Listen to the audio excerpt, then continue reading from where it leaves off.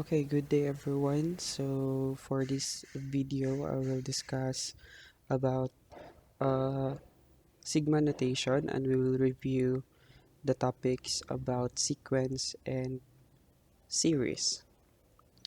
So let's have this illustration first. So Jason's classroom is on the second floor of the school. He can take one or two steps of the stairs in one leap. How many ways can Jason climb the stairs if it has 16 steps? So, gikan si Jason sa ground floor, then iyang classroom daw kay nasa second floor, and he needs to climb the stairs with 16 steps. So, na restriction nga pwede mabuhat ni Jason, pwede ra siya mo step one at a time or pwede two steps. So, mo leap siya or mo kuan siya og isa ka step, mo laktaw siya og isa ka step. So kani 16 ni siya ka buok. So pila daw ka ways nga ma-climb ni Jason ang stairs nga naay 16 ka steps. So I have this table here. So this is the number of steps in the stairs. So sa isa ka step nga stair, so pila ka number of ways nga pwede na niya sa kaon ni Jason. So for the first step, of course, ika-isa ra niya pwede step ang stair. So for two steps naman sa stairs, so pwede na siya duha ka ways nga mo saka ana. So it's either moagi siya sa first step, then second step. So mo na siya ang isa ka way. Ang ikaduha nga way kay mulaktaw siya sa first step, so modiretso siya aning sa second step. So mo nang duha ka ways. So what if tulo na ka steps ang available? So pila na ka ways ang iyahang mabuhat. So again, first pwede siya mo step sa 1, 2, 3. So that is a one way. Ikaduha nga way is mo leap siya padulong sa 2, then mo step siya padulong sa 3. So that is the second way sa pag-climb up to this third step sa stairs. And the third way is pwede siya mo step una sa 1, dayon mo leap siya padulong sa 3. So if the stairs have 3 steps, so there are 3 possible ways nga pwede niya sakaon ang stairs. So if 4 naman, so pwede katong sugod siya 1, 2, 3, 4. Next, pwede niya mulaktaw siya. Then mulaktaw na po siya padulong sa 4. So that is the second step. Third step is mo step siya sa 1. Then mulaktaw siya sa 3. Then mo step siya sa 4. Next is mo step siya sa 1, 2. Dayon mo laktaw siya padulong sa 4. And lastly, pwede siya mo sa pang may wala na mention, mo laktaw then step step. So in all, there are 5 possible ways in climbing the stairs with 4 steps. So if 5 naman ka steps, so there are 8 possible ways in climbing the steps. So from the table, what can you observe sa mga number of ways sa stairs? So nagsugod siya sa 1, 2, then imong 3, then imong 5, then imong 8. So if you can observe, si 1, so mao na siya ang sugod. So there are only one possible nga way. So sa ikaduha nga step kay duha na siya. Then sa ikatulo kay tulo na siya. So kaning 3 diri, it is the sum of the first two numbers. Previous two numbers. So 1 plus 2, that is equal to 3. Then kani si 5 gikan po ni siya sa sum sa two previous numbers, which are the 2 and the 3. So 2 plus 3, that is equal to 5. So the same with 3 plus 5, that is equal to 8, and so on padulong sa 16. Ika 16 nga steps. So kani nga pattern, this is what we call the Fibonacci nga sequence. So i-add niya ang duha ka previous nga numbers. So 1 plus 2, 3, 2 plus 3, 5, 3 plus 5, 8. Dayon, 5 plus 8, 13, and so on. So for this module, we will review the definitions and the different types of sequences and series and use the sigma notation to represent a series. So by the end of this lecture, you should be able to illustrate a series, differentiate a series from a sequence, and lastly, to use a sigma notation in representing the series. So let's proceed to our discussion. So recall first, what are the definition of sequence and series?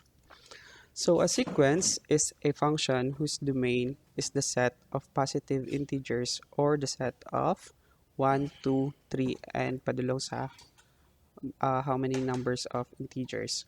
Or it is a list of numbers separated by commas. So, muna siya ang sequence. While a series represents the sum of terms of a sequence. So, it is separated by either a plus sign or a minus sign. So, again, ang sequence, they are separated by commas, and ang series, they are separated by the plus or the minus sign.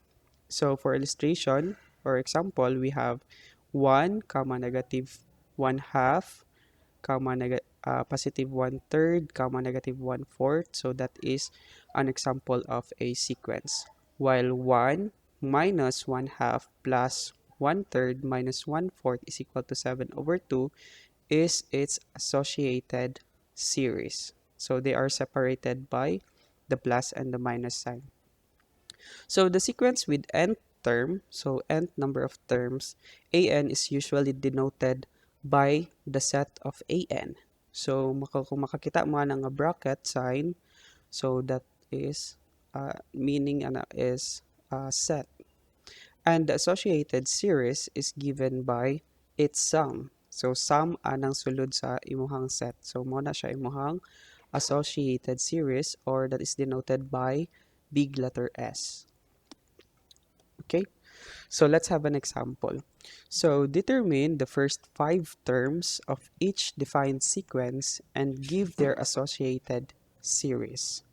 So duha ka book ang gipangita. First is to determine the first 5 terms. Next is to give the associated series. So for number 1, we have this set of 2 minus n. So we denote the nth term by a sequence by an. So our S is equal to a1 plus a2, a3, a4, a5. First 5 terms man. So taman tani a5. So a1, we have an is equal to 2 minus n. So for the first term, we denote, we equate n be equal to 1. So we have a1 is equal to 2 minus 1, diba? 2 minus n. So 2 minus 1, that is equal to 2.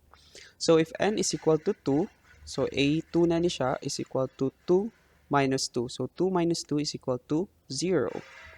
Next, we have a3 is equal to 2 minus 3, or that is equal to negative 1. So a4 is 2 minus 4, that is equal to negative 2.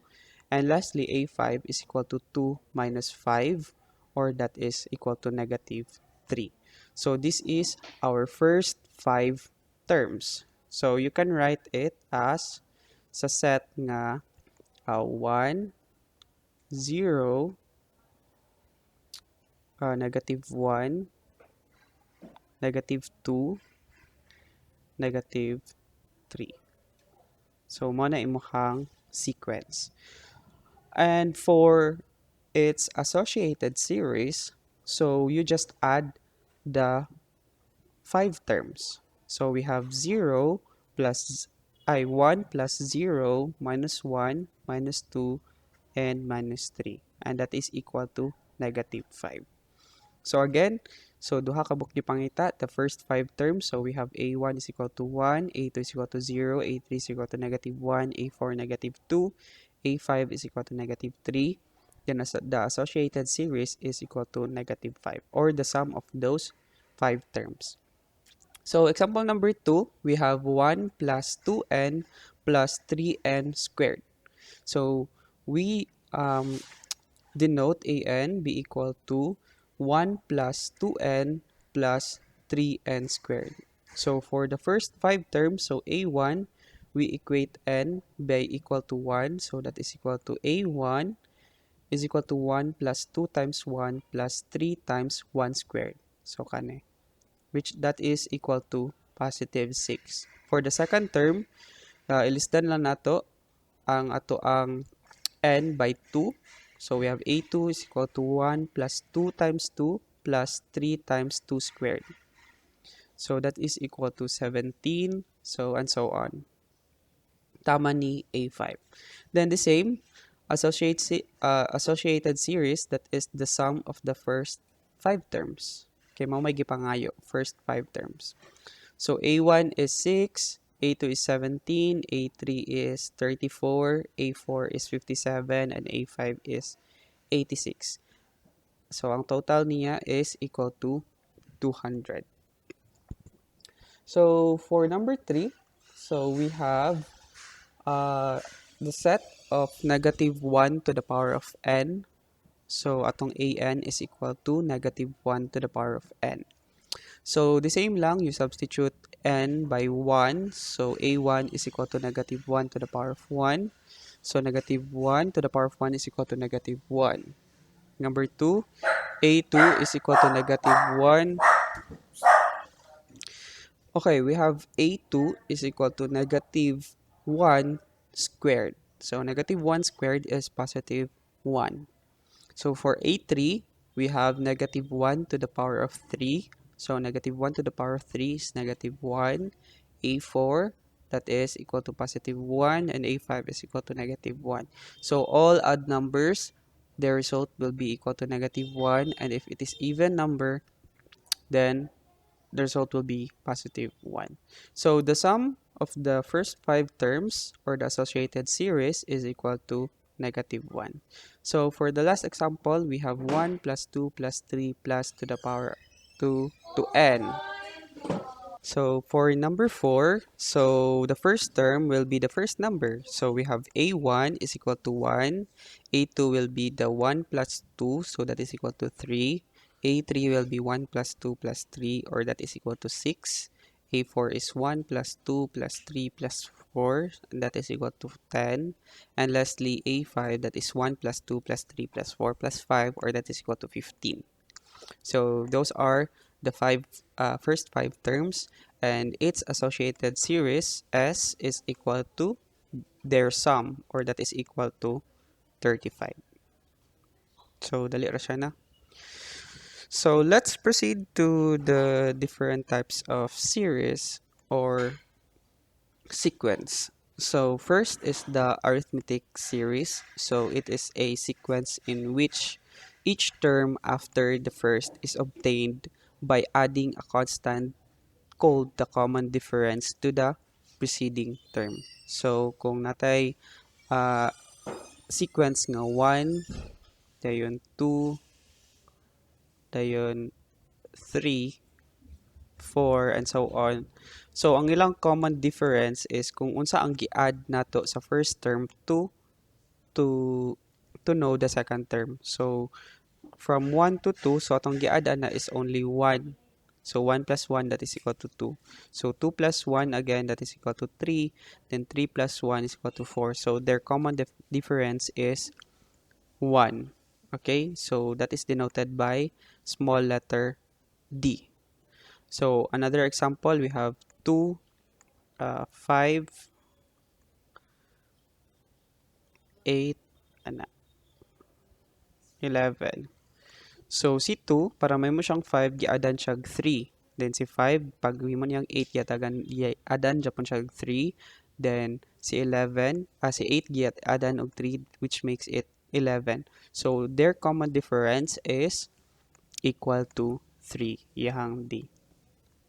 So suppose you are asked to find the kuntahay sa kani nga sequence, gipapangita ka sa ika 6 nga term. So this is the first term, second term, third term, fourth. So fifth and si sixth nga term. So unsa daw ni nga digit ang dari sa sixth term? So that is by using this equation. So we have an is equal to a1 plus n minus 1 times d. So n here is kung unsa nga term ang imong gipangita.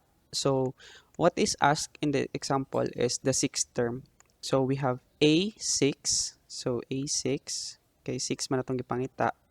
Then dapat kabalo ta sa first term. Unsay value ni first term or si a1. So a1 is equal to 2, the first term, plus n again is the number of terms nga atong gipangita. So that is equal to 6 minus 1 times their difference. So difference ani nila is 3, di ba? Common difference. So that is multiplied by 3. So a6 then be equal to 2 plus 6 minus 1 is 5 times 3. So 5 times 3 is 15 plus 2, that is equal to 17. So the sixth term will be equal to 17. So inga na siya. So 11 plus 3, that is equal to 14. 14 plus 3, that is equal to 17. So our answer is right. So how about if you're asked to find the associated arithmetic series? So that is the sum of the number of terms. So for example, you have 6 number of terms kaning 2 padulong ni 17. So kung i-manually add nato na sila, so we have 17 plus 14 plus 11 plus 8 plus 5 plus 2, that is equal to 57. So that is by manually adding them. So what if you have 100 terms? So imo siyang i-manual og add, so dugay kay kamay mahuman. So we can use this formula in finding its associated arithmetic series, or that is S of n. So for this example, natay 6 ka terms, so we have 6s is equal to, our n is equal to 6, then a1 nato is equal to 2, then natong an is equal to 17, that is a to the power of a6 na to nga term divided by 2. So 17 plus 2, that is equal to 19, times 6, that is 114. So 114 divided by 2 is equal to 57. So the same sila og result ganiha. So that is equal to 57. Okay, so you can try by this example. So we have 3, 5, 7, 9, 11. So you determine its common difference.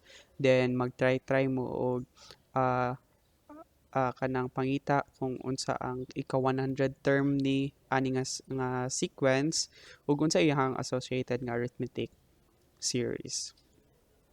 Okay, so let's go to the second type, which is the geometric sequence. So it is a sequence in which each term after the first is obtained by multiplying the preceding term by a constant, which is called the common ratio. So kaganiha kay nag-add ta sa previous nga term o common difference. So this time nag-multiply ta sa previous nga term to get the preceding term by a ratio called the common ratio. So if the nth term of the geometric sequence is an, then the common ratio is r, then we have an is equal to a1 times r raised to the power of n minus 1.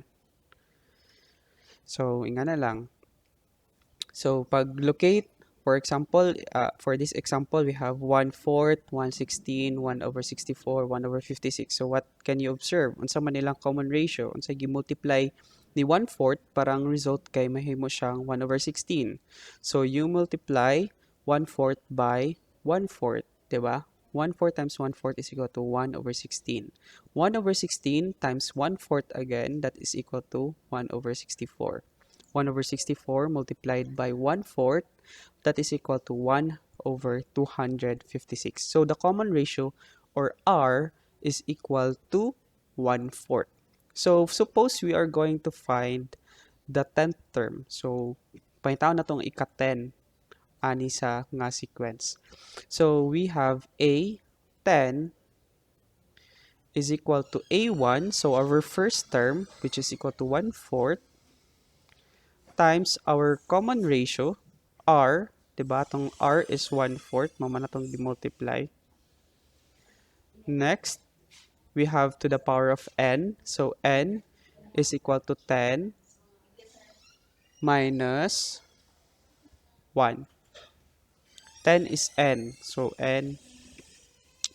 So we have 1/4 to the power of 10 minus 1 is 9. So 1/4 to the power of 9. So 1/4 raised to the power of 9, that is equal to 1/262,144. You multiply it by 1/4, then you have this answer nga 1/1,048,576. So, mana siya ang ika-10th nga term. So, dako na kayo siya nga number. So, di na ako isalat. So, the associated geometric sequence with n term is given by, so, naa siya condition sa pagpangita sa associated geometric series. So, kaganiha, constant lang siya nga kanira ang atong gamiton.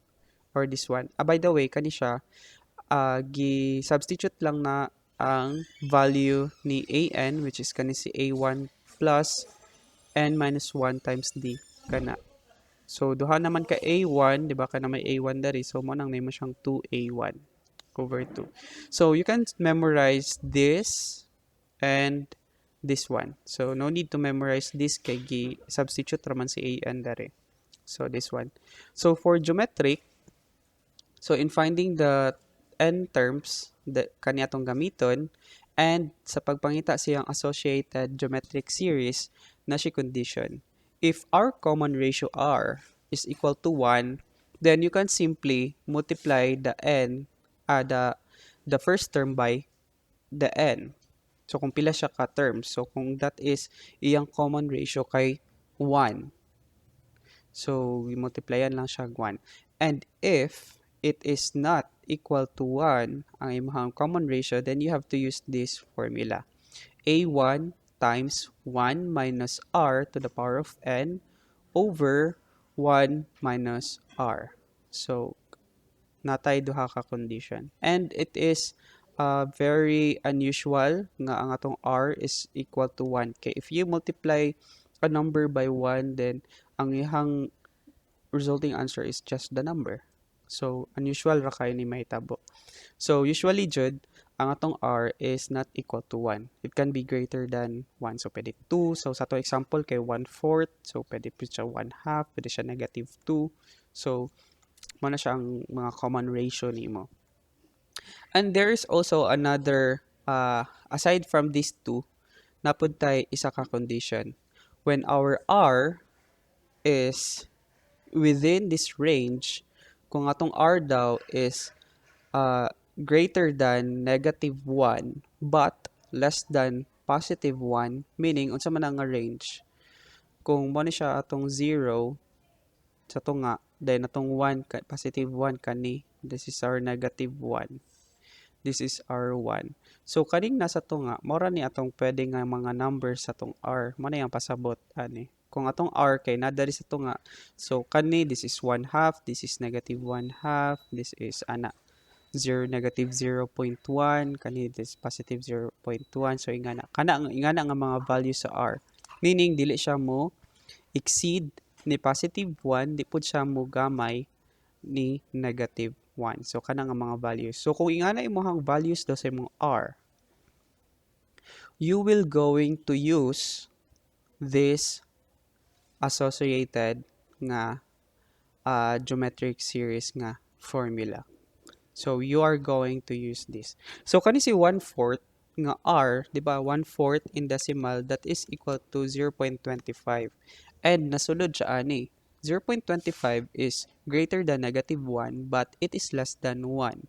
So we are going to use this formula in solving for our associated geometric sequence. So our A1 is equal to 1/4 divided by 1 minus our R is equal to 1/4. Okay, so kana lang atong gamiton. So 1/4 minus 1 minus over 1 minus 1/4. So our answer here is 1/3. Okay, so let's proceed to the third type, which is the harmonic sequence. So if the set of an is an arithmetic sequence, then the sequence with the n term bn is equal to 1 over an is a harmonic sequence.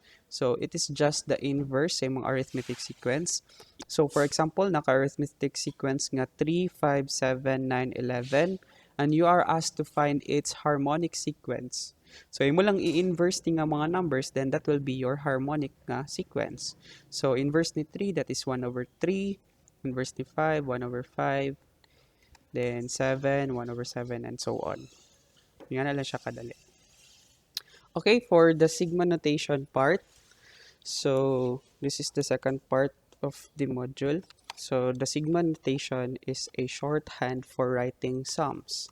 So, shortcut ni siya sa pagsulat sa sums or summation. So for in this lesson, we will see the power of the notation in computing sums of numbers as well as algebraic expression. So kung taas na kayang formula, no, kay pwede nato na siya ma-simplify using the sigma notation. So how do we write and evaluate sums in sigma notation?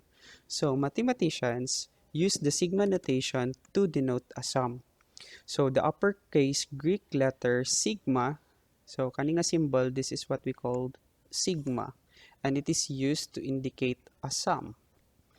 So the notation consists of several components or parts. So dili lang kaning sigma lang no atong paggamit. Dagan pa na siya parts. So for example, we let fi, we have function of I, be an expression involving an integer I. So I can be any letter, pwede siya f of x, nga na, pwede k, m, n, depende sa imo ha. So the expression f of m plus f of m plus 1 plus f of m plus 2 plus and so on can be compactly written in sigma notation, and it is written as the sigma or the summation of f of I, where I is equal to m to n. So again, it is read as the summation of f of I, or the function I, from I is equal to m to n. So here, our m and n, kaning m ug n nato dari, these are the integers where our m is less than or equal to n. So mas gamay ni siya dapat sa si m ni n. So mura siya boundary or limit, gikan siya ani padulong ani nga number. And f of I is the term or the summand of the summation, and the letter I is its index. So mo na siya ang imuhang i-substitute dira. So m is the lower bound and n is the upper bound.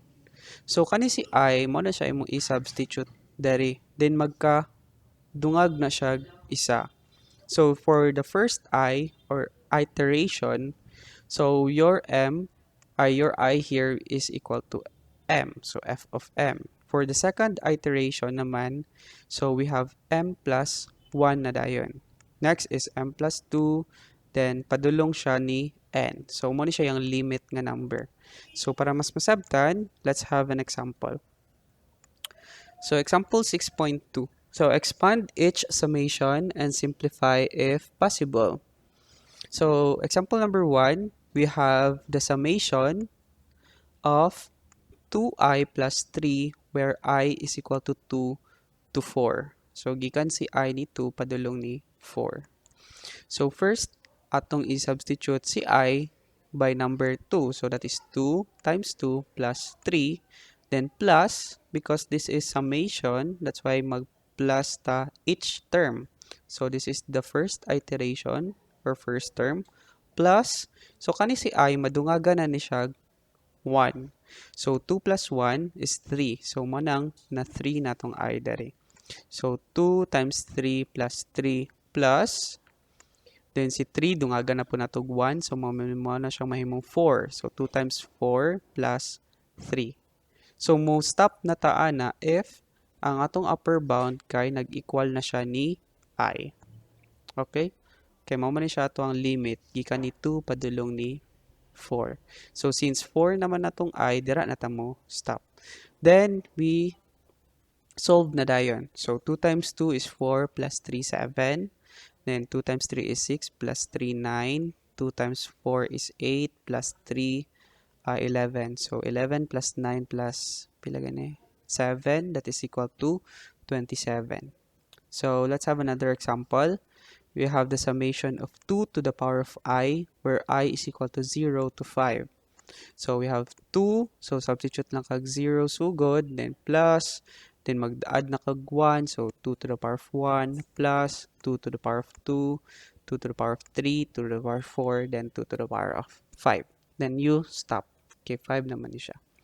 So, you add those terms. Then, we have the result of 63. So, another example, we have AI, where I is equal to 1, padulong ni n daw. So, we can expand it by A1 plus A2 plus A3 plus and so on, padulong ni AN. Okay? So, 1 man sugod. So, manang A1 sugod, padulong ni AN. So, last example, we have the summation of the square root of n over n plus 1, where n is equal to 1 to 6. So, as I said, kani si I, pwede siya ilisdan. Pwede siya ma-x, pwede siya sa ma-n, ma-k, ma-j. So, depende. Depende ninyo. So, first term, n is equal to 1. So, you substitute all n by 1. So, square root of 1 over 1 plus 1. Then, you add 1 sa n. That makes it 2. So, square root of 2 over 2 plus 1. Padulong ni 6. So, we have square root of 6 over 6 plus 1. Or, that is, sum nila, that is equal to 2.527. Okay?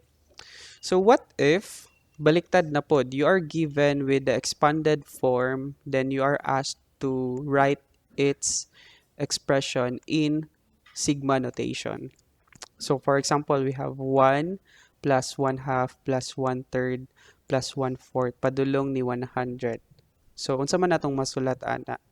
Unsaon man na siya pagsulat into a sigma notation.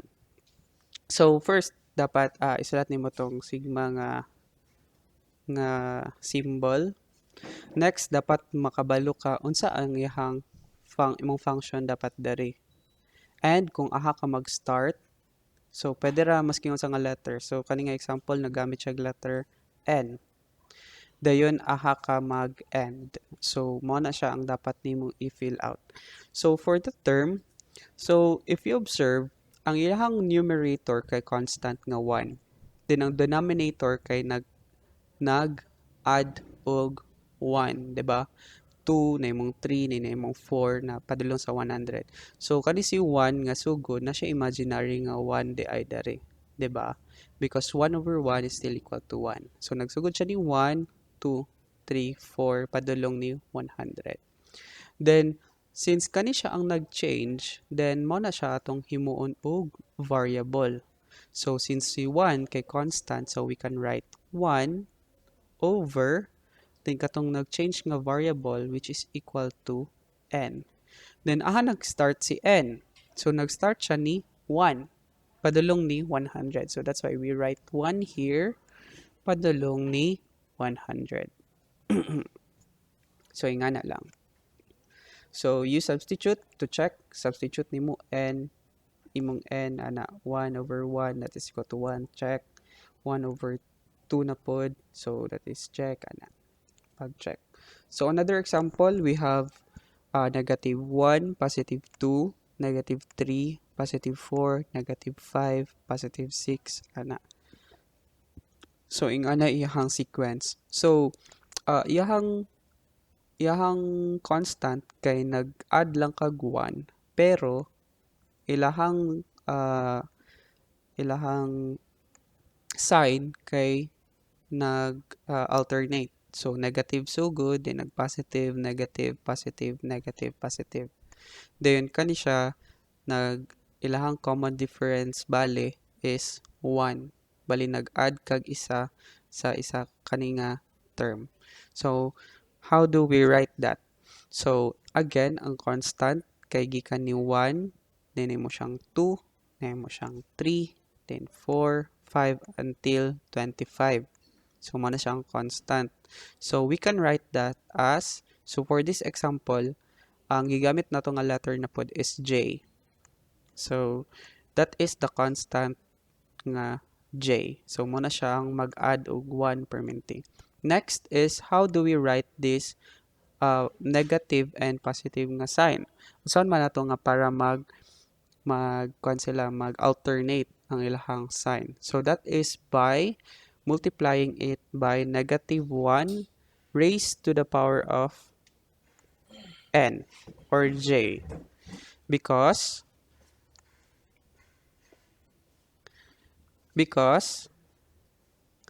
negative 1 to the power of 1, so negative 1 to the power of 1, that is equal to negative 1. So negative ang atong answer. If negative 1 raised to the power of 2 naman, atong answer is positive, diba? So mo na siyang positive 2 ang atong answer. Next is negative 1 to the power of 3, that is negative 1. So if ang negative 1 erase na to siya og odd nga number, ang iyang result is negative. If ang atong negative 1 erase na to og positive nga exponent, I mean even nga exponent, then atong result kay positive. Prasa ni 4, ni 6, ni 2, so positive iyang result. So kani siya, since parehas man silang number 1, 1, 2, 2, 3, 3, 4, 4, 5, 5. Then parehas ra sila nga variable nga magamit. So that's why we have negative 1 raised to the power of j times our constant j, where j is equal to 1 up to 25. Okay, so this final example, we have 1 plus 1 half plus 1 fourth plus 1 eighth plus 1 over 16, 32, 64, 128. So familiar di sa inyo ha nga sequence. So kani siya nga sequence, kuha na siya 2 to the power of n. Wala na siya nga sequence. Okay, so 2 to the power of 0, 2 to the power of 0 is equal to, diba, any number raised by 0 is equal to 1. So that's why we have 1 here. 2 to the power of 1 is equal to 2. So that's why we have 2 here. 2 to the power of 2 is equal to 4. 2 to the power of 3 is 8. 2 to the power of 4 is 16. Yan na. So, ingana po na siya ang concept sa kanabitang mga sa cellphone. Kanang mga 8 gig, 4 gig, 16, 32. Mga kabantay mo nga ingani ilahang sequence. So, 2 gig, 4, 8, 16, or sa USB baka ha ilang capacity. 32, 64, 128. So, since naman na siya sa denominator ang kana nga mga values, then ang ilang numerator is constant nga 1, then you write sa taas, ilang denominator nga 1. So, for example, kani siya kay 2 ni siya tanan. So, of course, you have to change this by 2. Okay, nga na lang. So, 1 over 28 is, that is 2 to the power of 7. So, that's why mag-end siya atong sigma sa 7. So, k, mag-start na sa 0 because 2 to the power of 0 is 1. So, 1 over 1 is 1. Okay, so we have this answer. Summation of 1 over 2 to the power of k, where k is equal to 0 to 7. But ang atong pagsulat sa expression sa sigma notation nato kay dili siya necessarily nga unique. Dili siya, I mean, dili siya kanang isa ra ka answer ang atong pwede ma-form. So for this example, pwede pod nga ang atong answer is the summation of 1 over 2 to the power of k minus 1, where our k is equal to 1 to 8. So if you substitute 1 here, so that is 1 minus 1, 2 is equal to 0. So 2 to the power of 0 is 1, 1 over 1 is still equal to 1. Then if you substitute 2, so 2 to the power of 2 minus 1, that is 2 to the power of 1, or that's equal to 2. So 1 over 2 is equal to 2. Then and so on. So parehas ra sila og uh, result. So dili siya necessarily nga isa ra jud ang ato ang answer ani. Okay? So that's all for this module. So for your seat work, you answer A, B, C, D. So you have to determine the first 5 terms of each defined sequence. Then you give the associated series. Then lastly, assignment. This is to expand the summation. Then you write each expression in sigma notation. So I will post this sa Quipper. Thank you for your time. Thank you for watching this video. God bless.